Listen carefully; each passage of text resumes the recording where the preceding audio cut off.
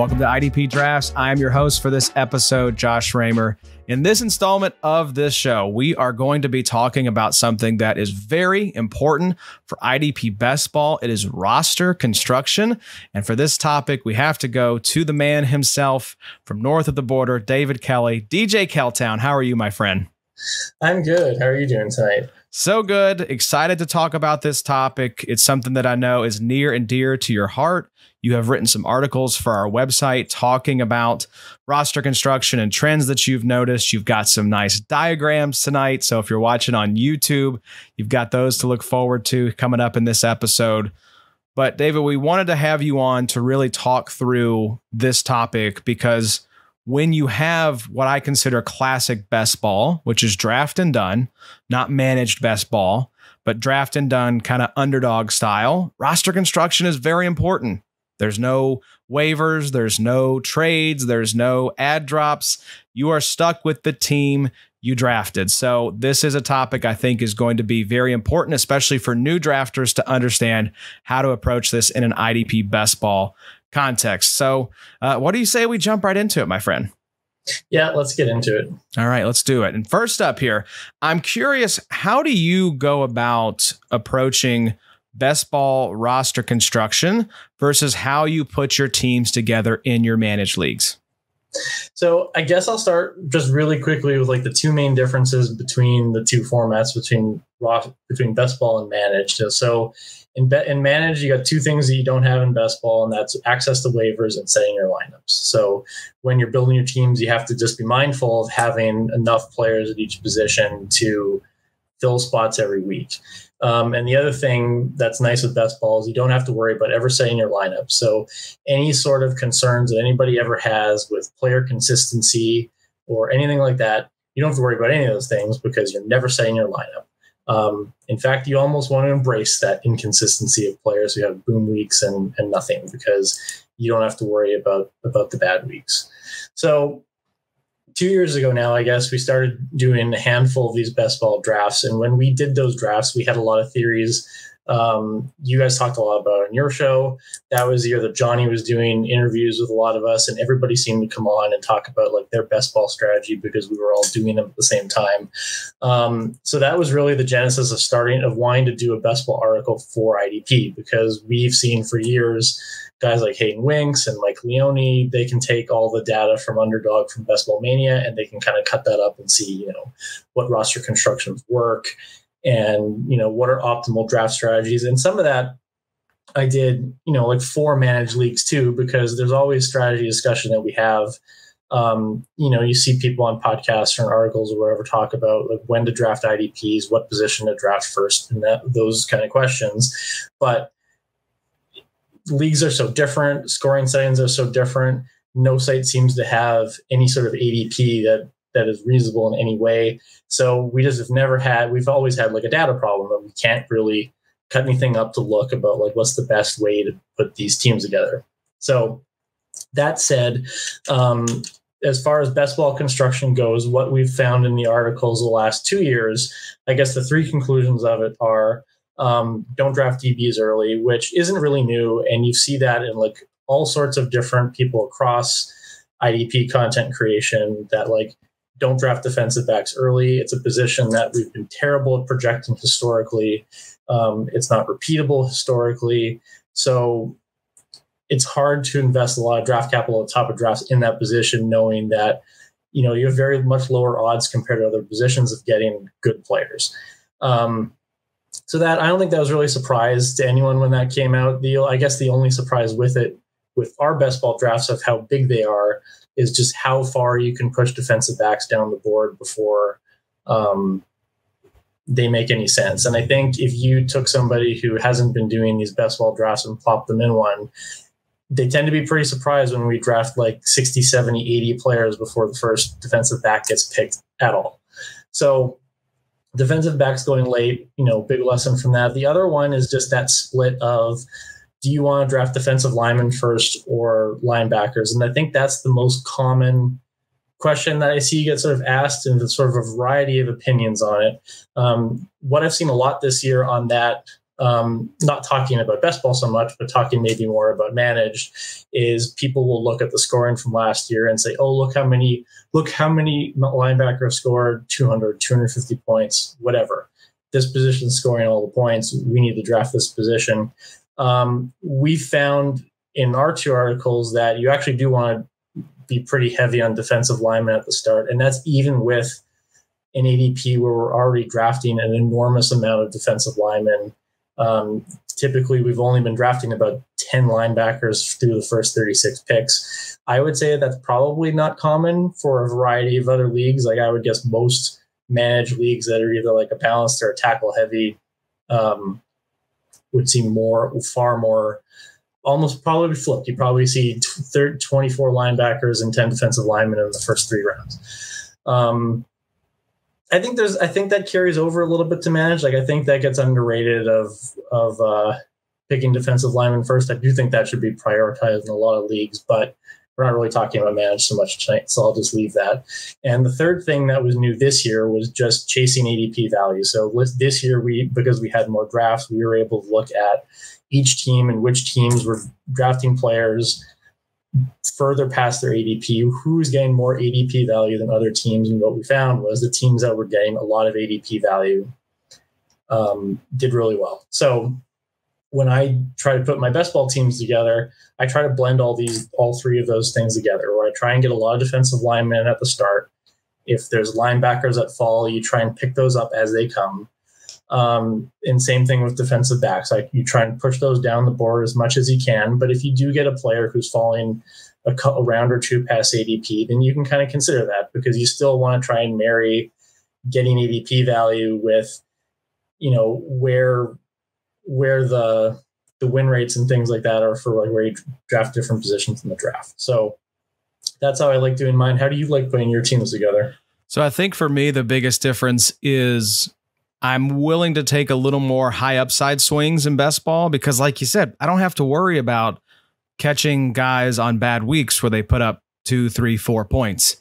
And so this is reflected in my best ball exposure, where I have a ton of JOK and Christian Harris, these sort of more boom bust guys at the linebacker position, where you could make the case that in a rostered or a managed league that you'd want the opposite. You'd want Azeez Al-Shaair and you'd want Jordan Hicks. And in fact, if you look at my main dynasty roster, I'm rocking Tyrell Dodson, Jordan Hicks, Jermaine Pratt, KJ Britt's probably my highest upside swing, right? The Tampa Bay linebacker 2 spot opposite Levante David. So I think that's the biggest thing for me is I'm not going to go crazy and just try to nail like a bunch of LB breakouts, but I'm also not worried about the week-to-week consistency as much, like you mentioned. In managed leagues, I do want that kind of safer floor, but in best ball, floor is not what wins you your league. We're going to talk about IDP madness a little bit later. We've been talking about that on the live streams that we've had. You're trying to beat 143 other teams. So floor is important. You don't want to strike out, but also you have to, I think, capture more upside in best ball. And, you can afford to, I think, take some flyers on guys in your managed leagues, because if they don't work out, right, you just cut them and pick up somebody else and you kind of churn the bottom of that roster. Well, we don't get that luxury in true best ball. So I think as much as you can, you got to look at the playing time and trying to, like, for DB, for example, yeah, you can go late DB, but I'm always going to shoot for those guys that have solidified roles. I'm not trying to roll the dice when I get down to the 20th and 21st round, 22nd round. I'm starting to really get into the DB well for my squad, because usually most of my drafts, I'm punting that position until the 18th or 19th round. These are 31 round drafts. But even then, I'm not taking guys that's like, well, this guy could see 95% of snaps or he could see 25% of snaps. I'm always going to, as best I can, pick those guys that have guaranteed solidified roles, especially at DB, because you're going late. You can't just strike out with guys that are going to be zeros for you the entire season. So, yeah, I think taking a little more dice roll on some kind of higher upside but higher variance guys, and then at the end of drafts, I've just got to. You can't do the thing like I know the fantasy footballers talk about this, where it's like take a guy who in week 1 you're going to know if you've got something on your hands or not, right? And then if not, you cut them loose. If you do, hey, you've hit gold on somebody late. Can't do that in best ball. Or if you can, if you do, you don't want to make it part of like an every draft kind of strategy, or you're going to get burned, I feel like. Yeah, no, that's a good point. Like one thing that I thought about trying to look at, and I never really got around to it, but Mike Leone looked at it last year when he did his best ball manifesto, was looking at like dead roster spots. So he defined that as like players who just scored like no points. He was looking at like playoff weeks and best ball mania. And, this feels like an obvious conclusion, but he found that the less dead roster spots you had, the better your teams did. You just had more opportunities for people to be in your lineup. You just have more players available to you. So in best ball, that definitely is important, where you have to be careful, especially in the madness format where the bench is so short. But even in the 31 round format, you have to be really careful on what players you're taking if they're not projected to play. Like if you or at least not projected to play early in the season, and you can get really carried away with that. I feel like at linebacker, especially like rookies or players who've never really been like established as starters. If you start taking too many of them and they don't work out for you, then they're just going to be zeros on your lineup and dragging you down. Defensive back, I guess, is the same thing too. I mean, some of that, because we're drafting so many of them, it's a little bit tricky, to nail 12 defensive backs who are going to play the whole year. And some things you can't control. Like obviously players are going to get hurt. But yeah, eliminating that risk is really important. Yeah, agreed. Because it is a war of attrition. You are going to lose guys to injury. Guys are going to get cut. I mean, Shaq Leonard, for example, I don't think a lot of folks saw that coming last season. So it just happens. Guys get hurt. Guys get benched. Guys get cut. And so you want to try as best you can to limit that kind of risk, especially at DB. I think that's really important because especially if you go with like a shallower DB build, for example, let's say you go 10 DBs and 3 of them are just dead roster spots. You got to fill 4 DB spots. You got 7 guys to pick from. What about bye weeks coming into the mix here? You may end up with DBs in your lineup that have 2-3 points. So it's just one of those things where depending on your build, I think you have to be trying to mitigate risk as much as you can, especially with the late DB strategy. But speaking of that, David, let's go to the second question here. So this game, best ball in general, is a relatively new concept, and especially on the IDP side. This is, like you said, we started doing drafts a couple years ago, and I think we did 7 that first year. It was maybe 7 to 10. And last year we really dove into it with both feet. I think we had over 70 drafts. So we're still very much, though, learning how to play this game. And we see that reflected in the ADP from 2023, which, like I mentioned, was our first year really having a lot of data to look at, to this year, 2024. So what are the shifts that you've noticed from last year to this year? And for our YouTube viewers, we'll throw this chart here up on the screen. But what are some trends that you've noticed looking at 2023 ADP versus this year's ADP? Yeah, so there's a couple things, and for the audio listeners, Josh just put up basically a list of the top 36 players by ADP for the last 2 seasons, and you see a lot of defensive linemen in both. One thing you see in 2023 that you don't this year is you see defensive backs. So in 2023, we made Derwin James a 2nd round pick. We made Jalen Petrie a 3rd round pick. And I think this year, no defensive back appears in the ADP until round 5 or so. I think that's right. Yeah. And that's pretty consistent across the position. That really just that whole position has been pushed down this year, whether that's from people reading the article or people just looking at their teams. 2023, I think Derwin James finished 9th at the position, but most of the other top picks at DB busted. So you notice that. The other thing that one thing I actually was wondering that would happen this year is whether we would see more defensive linemen pushed up. We didn't really see that yet. That through 3 rounds, it's pretty much the same split of defensive line and linebackers. You do have a pocket of linebackers in 2020, or a pocket of defensive linemen in 2023 in the middle of the second round. Yep. Quinn Williams, Aaron Donald, Judon Bosa, Chris Jones, Highsmith, Hunter. We don't have that pocket in 2024. We have a lot more linebackers in sort of like the middle end of the second round. That pocket of defensive linemen shows up a little bit later.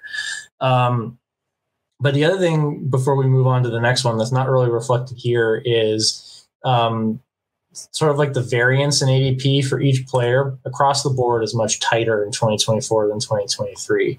And I don't know if you've noticed this when you've drafted. Where I noticed this, Josh, is in 2023, that group of third round linebackers, there was almost always somebody in a draft who would fall from that group into round 4.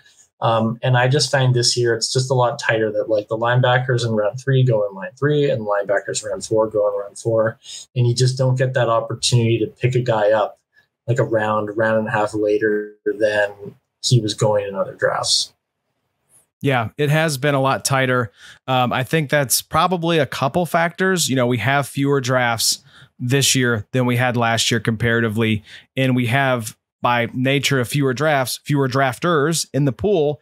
And I think we're seeing a lot of heavy kind of repeat drafters, a lot of guys on these live streams that we've had for this show, you know, in 10, 12, 15 drafts so far. So I think that's probably why, well, at least one of the reasons why we're probably seeing it a little chalkier through the first 3 rounds.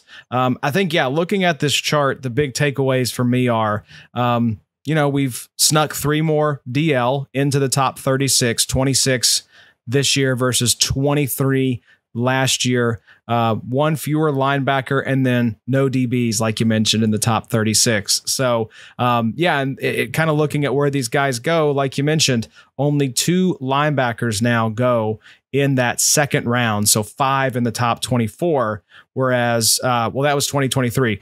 2024, we have now 8 linebackers going in the first 2 rounds. So those linebackers have been pushed up, moving that pocket, like you said, essentially about 9 spots back by ADP is where it starts, beginning of the 3rd round. So, yeah, linebackers getting pushed up. I think it's being valued a little differently, although through 36 picks, it shakes out to be about roughly the same number of guys being taken, just being taken a little earlier. But let's look at this second chart here, David, and why don't you kind of explain here for both the viewers and the listeners here what we're looking at?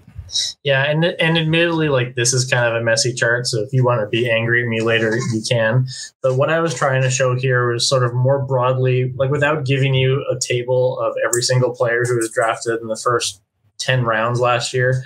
This is sort of a very broad look at each position. So the y-axis is the positional ADP. So your DB6, your DL6, your linebacker 6, and the x-axis across the top is where they fall in the overall ADP. So I tried to do this kind of in the colors that the positions show up on Sleeper. So the line with the circles is last year's ADP, and the line with the triangles is this year's ADP.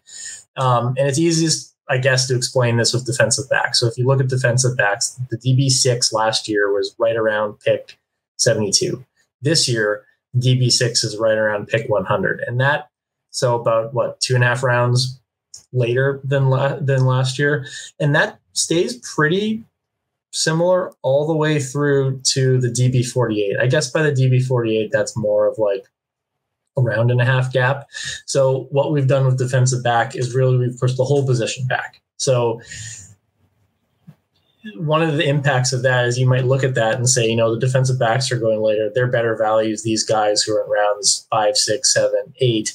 The problem with that is you still have a pretty similar gap between where they go and where guys later in the position go. So it's really just the same value proposition or the same sort of like 1v1s that you're kind of doing. You're just doing it with like slightly worse players at the other positions. Linebacker and defensive back, like we kind of showed in the other table, pretty much the same all the way through. Both positions get drafted slightly earlier than they did in 2023. And I think mostly that's just a function of all the defensive backs being pushed back in drafts. Yeah, I think you're right. I think that's why we're seeing the other positions go a little earlier. And I always wonder, David, do you feel like that with this sort of thing where we've said fade DB, and at least from what we're seeing, drafters are doing that, going, 2 rounds later on average, just about here.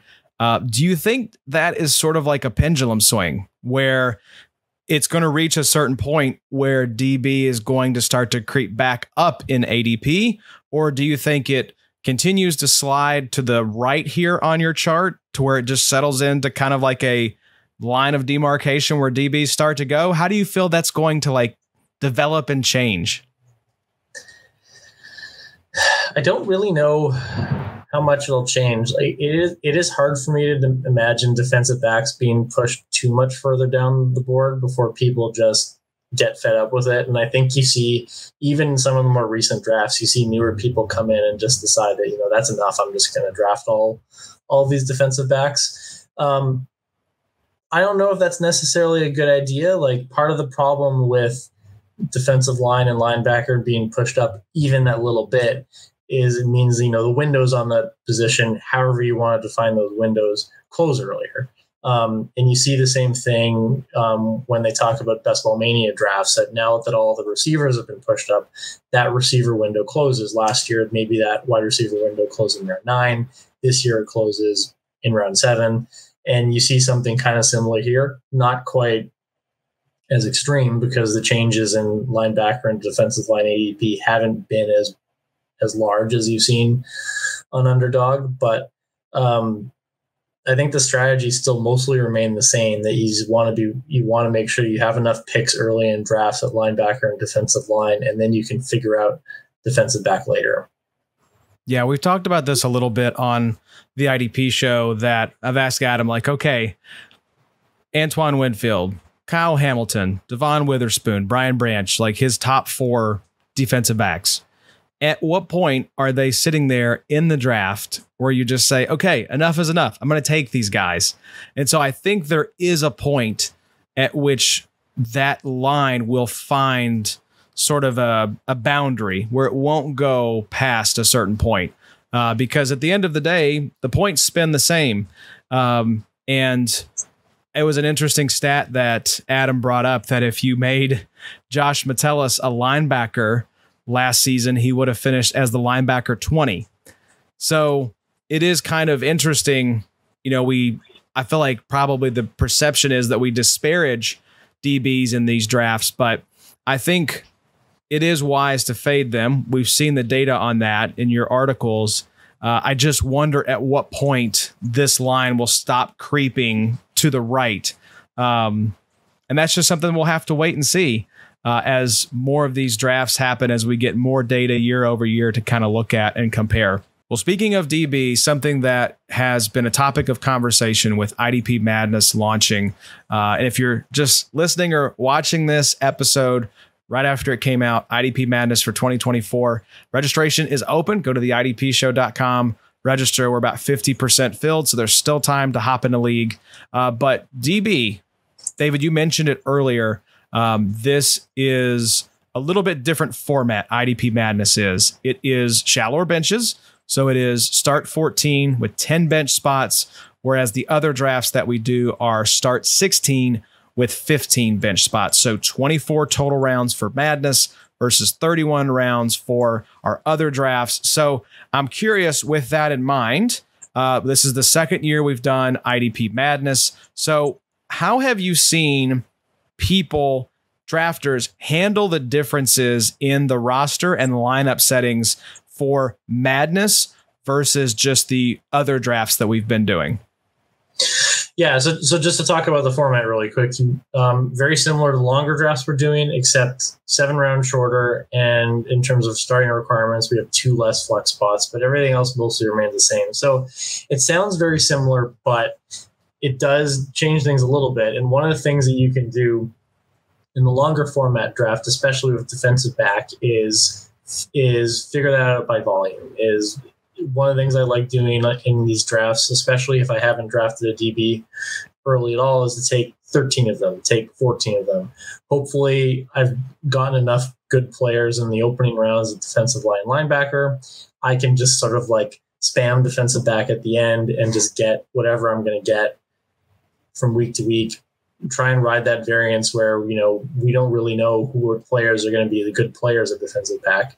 In Madness, that's a little bit harder because you're kind of restricted on rounds. With 24 rounds, you know, you might draft that 8-8-8 or 9-6-9 or something like that. But if you try and draft like 13 defensive backs in Madness, you're only leaving yourself 11 picks to fill 8 starting spots, never mind your other flexes. So the chart that you put up here, very similar to the other one, but this is just looking at the shifts between non-Madness drafts, which are normally that larger format draft, and the Madness drafts last year. So what you saw with that, the biggest change again is defensive back, that if you look at that line, defensive backs sort of as a group all got drafted about a round and a half or 2 rounds earlier than they did in the non-Madness drafts in the same year.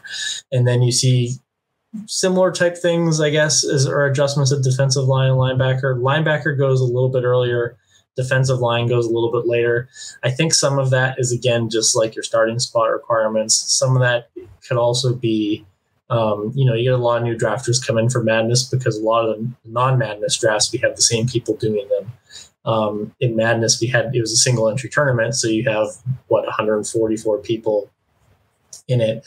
And I don't think that that's necessarily wrong what happened here with defensive back, because again, you can't really solve it with volume, and you're not going to draft as many defensive linemen and linebackers. You don't have as big of a format. So defensive backs should push up drafts. Yeah, I think for me, DB going earlier makes sense because, like you said, we have fewer roster spots. And so you can't just like slam DB at the end of the draft. And also, I think it's important to remember, too, that you're going to have have some of those elite options at each position because you're not trying to beat 11 other people, which I think is where consistency, and we talked about it on the last episode Adam and I did of the IDP show, that in the middle rounds of drafts, a lot of folks will just take these big home run swings, and a lot of times they'll strike out. And you just want to get on base. You just want to hit a double. You just want to have consistent production. And I think in those other types of best ball drafts that we're doing, that is true. But I think you're really going to have to smash a couple of these DB picks in order to have a shot at beating 143 other drafters, which is something that we saw last year. That panned out to be true. Yeah, like we saw, like Country Boy Swagger's team last year had a bunch of early DB picks, and he smashed those. I mean, really, he smashed a whole bunch of picks in his draft because I think, if I remember correctly, he drafted like 3 of the top 6 scoring linebackers. He had Boy Mafe really late. He had Jermaine Johnson really late. So he had a lot of hits throughout the draft. So what Josh put up while I was blabbering there is, this is kind of like a messy looking chart, but basically it just color coded. And these are the top 10 finishers in Madness last year. And it's kind of coded color wise by like which positions that they took in every round. So it doesn't say the players that they took, but at least you can kind of see their roster builds in terms of what positions they prioritize at what points in the draft, when they filled positions. And there's a couple of interesting things in this. I mean, I think for the most part, a lot of people very broadly stuck to the same kind of strategies. There's a lot of defensive line early in some of these drafts, accentuated mostly by Tripp and Adam, who took 7 and 8 or 8 and 7 respectively in the first 8 rounds. But you do see other people who had a lot of success taking 1 or 2 defensive backs early. The other thing I noticed with this, and you and I talked about this a little bit pre-show, is Country Boy Swagger only drafted 4 sort of like true off-ball linebackers. And obviously he had a bunch of picks that were dual position eligible, but he wasn't the only one who did it. Like Tripp took, I think, 3 total. Adam took 5 total. So definitely an interesting strategy. I tried the same thing and it didn't work out for me at all. But what else struck you as interesting when I sent this over to you the other day? Yeah, I mean, you look at Country Boy Swagger's team and it's just, you know, pick good players, pick the best players is always the best strategy, right? Which is a lot of luck. But it is very interesting here. We see 3 linebackers, bang, bang, bang, right out the gate for Country Boy Swagger. And then 6 of his first 13 picks are DB. That was fascinating to me. And I know he hit on Winfield and Kyle Hamilton. So when I made that comment earlier that I think you're going to have to capture that lightning in a bottle with some of these top scoring DBs, that's what I was basically hinting at here is I think even if you do well at the other 2 positions, you're going to have some studs in the DB position in order to have that score that rises to the top at the end, because we go all 18 weeks. You know, it's a full season's worth of games. And so I think that having, the top scoring, you know, I think he had Okereke. I think he had Fred. So yeah, I think he might have been near the end of the draft, like near the turn perhaps. And so I think he might. I have it up if you want me to read some of that. Yeah, look at what was his actual draft order there for Country Boy Swagger? He was the 108, and he started. Okay. He started Ole Kuhn, Fred Warner, Bobby Okereke, Will Anderson was his first defensive line pick. Gotcha. And then that run of DBs: Hufanga, Fitzpatrick, Hamilton, Winfield. Wow. So not even his first 2 were the smashes. It was the last 2 of those 4. Yeah, I mean he has kind of a mix of like guys who definitely didn't work and guys who worked out really well. Like the 2 before round 13 are Brian Branch and Richie Grant. So like obviously Brian Branch, great pick. Yep. Richie Grant didn't work out. Yeah. Who else did he have in here? Yeah, 16, 17, 18. Yeah, Jermaine Johnson and Boy Mafe I mentioned before. That was rounds 14 and 15. It looks like 19. 19, yeah. Yeah, he had another dual desi guy in 19. Yeah, Devin Bush was his last linebacker at the end. So again, like that didn't work out either. But he got enough guys in this that scored a ton of points for him. Yeah, and I think that was what, as another takeaway for me. I mean, you saw, like you mentioned, both Tripp and Adam went with kind of linebacker-liked builds in terms of if you wanted to just break it out by like true positional breakdown, you would go 8, 8, and 8, right? And instead, Adam went with 5 true off-ball linebackers, but he absolutely hammered dual desi guys. Mm-hmm. We talked about this in the last episode, Adam and I, that it's kind of random. There's not a lot of rhyme or reason to how dual designated players get that dual designation. So it's probably from a gamesmanship standpoint, something Sleeper should either standardize or eliminate, because if it doesn't make sense, it probably shouldn't have an impact on your fantasy teams. But while it's still there, we don't control Sleeper. We might as well take advantage of it. And I think speaking from experience, I've mentioned this before, those dual desi guys saved my bacon in league number 11. I was able to win that one with Denzel Perryman and Devondre Campbell as my first 2 linebacker picks because I had both Khalil Mack and Harold Landry save me, especially late in the season. So I think the 2 biggest changes for me are in the non-Madness drafts. I fade DB basically till the very end. I'm not going to do that in Madness. I'm going to go DB earlier and try to, if I can, snag one of those top, 4 to 5 guys, right? I know Adams kind of lumped Keyshawn Nixon in there as well as like someone that deserves to be in the conversation with the top 4 guys. And so I'm also going to lean heavier on dual desi guys because in a shorter format, like it or not, rhyme or reason or not, having one player that can fill 2 roster spots is a cheat code. I typically use it as like a tiebreaker in the deeper drafts, but in Madness, I am going to push that button quite often. I'm going to seek out those dual desi players as much as I possibly can. Yeah, and I got 2 things I want to add on this really quick. One is, like we do a lot of dunking on defensive back as a position, and dunking on defensive back as a position is a lot of fun. But if you have a guy that you like there really is nothing wrong with taking 1 in early rounds, maybe 2 in early rounds. Where you get into trouble in drafts sometimes is guys who start taking 3, 4, 5 defensive backs early because you start missing windows on defensive line and linebacker. You start running out of good players to take. The other thing that you were talking about, some of this has to do with dual designation, but if you look at those positions and sort of like the nature of those positions and how they score, linebacker is very tackle driven. And, week to week, it ends up being a lower variance, a more consistent position, if you will. The other two, especially with the scoring that you guys have, where there's so many points for QB hits and tackle for loss, and you've juiced up pass defenses on the other end, is you have a lot more weekly variance in scores from defensive linemen and linebackers. So when you're thinking about putting these teams together, once you sort of have enough linebackers, it's probably a good idea to stop. Like, I don't think 8 is like a valid roster construction for this, or really in any draft, having that sort of like very even balance for it, because you start hitting like a wall at linebacker very quickly, where there's only so many guys who play every week. Once you start taking that 8th, 9th, 10th guy, now you're looking at young players. Maybe you're trying to take like injury away backup guys. Like, like at the end of drafts, sometimes in the bigger format, I like taking like a Jack Sanborn, like a guy who I'm pretty confident he's going to play if either of the Chicago linebackers get hurt. There's a few other teams like that, but not as many. Like I think Indianapolis, but we don't really know who the LB3 is. San Francisco could be, but we're going to have that weird split where Campbell starts the year and we don't know when Greenlaw is going to be healthy. So, I think it makes sense to take a lot of defensive linemen and defensive backs in this, because you are going to have bust weeks from those guys, and you need to have enough players that, you can fill your 4 spots in each position and hopefully have another guy pop in the flex for you. Yeah, that's the thing, is you do want steady Eddie, consistent producers, because you want some kind of floor. You can't just take the all upside team. It's not going to go well for you.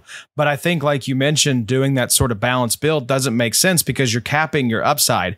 How often is that linebacker that's great because every week he's 12 to 18 or 20 points? That's amazing. In a lot of weeks, you're going to maybe have your high variance guys all strike out for you. So you need those guys that can pop into your lineup and not give you a goose egg. But at the same time, you also don't want to cut off the supply of guys for your lineup who can score you 30, 40 points in a week, because those booms are what are going to push you to the top of the heap in something like IDP madness. So yeah, just to jump in, like you guys last year did I forget what your threshold was for it, but like your threshold of like high scoring weeks at every week. So when some guy would hit, you pop on, like maybe it was 50 points or something like that. But like, you'll remember, like it was almost always defensive linemen. It was almost always defensive backs. And it's just a matter of like, when you talk about high risk players, it's a question of like, what is that risk? Like, is it a playing time risk? I don't know if you want to take the playing time risk in a format like this where you can't cut the player. But if it's a risk of, volatility and scoring just from the nature of the position, that's totally fine. Like we got to remember that this is like an 18-week total point league. Like, we're not setting lineups, and we don't really care about that variance from week to week. Like, if Micah Parsons scores 0 points for you in week 10 or 11 or whatever week that was, we don't really care as long as he scores 50 points in another week for you. Yeah, you gotta have the boom. I think if you just draft a bunch of floor plays, you're gonna finish like 7th. Yeah, like right around the middle. And that doesn't win you anything. It doesn't win you anything here, and it doesn't win you anything in any other league either. Exactly. You have to have those guys that can win you fantasy games. So I think you have to sprinkle those guys in. I don't think you can go all upside, all risk, all boom, because there's also the bust attached to that. And you're probably also going to finish somewhere around the middle of the pack. So it's just about finding the right balance of, and that's up to everyone's risk appetite. I think how you balance those sort of higher upside guys with the steady Eddie producers. And that's something, again, we'll continue to track as we go along here and have more data year over year to look at. But speaking of that, David, let's bring this plane down for landing here, talking about roster construction. One of my favorite shows is the Underdog Football Show. Of course, those guys have tons of data to look at because there's probably thousands of underdog drafts happening every single day. And so the guys, Josh and Hayden, have talked this offseason about how the underdog ADP has shifted since the app launched. For example, wide receiver has been pushed way up thus far in 2024 compared to previous years. Now, recently, since the more casual drafters have started coming back in, running back has started to rise back up. So you get to see these shifts in the ADP as we go along. And I think that will just continue to change year over year, not just for the offensive side, but the IDP side. So how do you think, if we can put on our projection hat a little bit here, how do you think roster construction trends will shift as we move forward with IDP best ball? Well, I think for this season, it's going to look very similar to what we saw last year, where we're going to get defensive back and linebacker start push a little bit more forward in drafts now that we get more people coming in.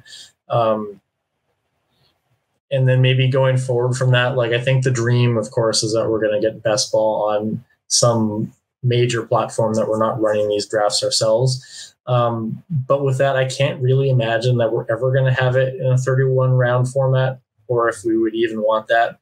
So that will change quite a bit too, because that's quite a bit smaller. So you might see a more sort of like even distribution of positions.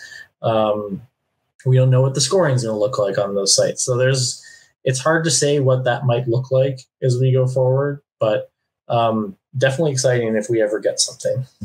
Yeah, I think for me, I mentioned this a little earlier when I was asking, at what point does DB hit a wall of sliding down drafts in terms of just the positional, where the position's being taken, and potentially start to swing that pendulum back the other way? I think, as you mentioned, like how IDP best ball hopefully will be added to more mainstream kind of best ball platforms like Underdog, like other platforms that will launch in the future that could include IDP. I think one of the major trends you will see, because I think the formats will be wildly different, is that DB will become more valuable, because that's the one part. And I understand why, right? The DB gets faded the way that it does. I don't disagree with it. I think it makes total sense. It's a very valid strategy.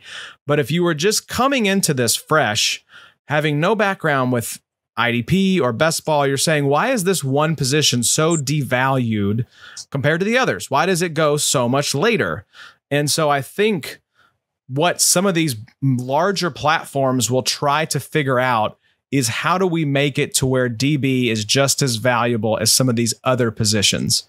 I don't know the answer to that. I'll be curious to see how other sites, other platforms try to address this question. But I think as I look at how will the ADP shift and move in the future, we've already got linebacker and DB, I think, valued pretty appropriately.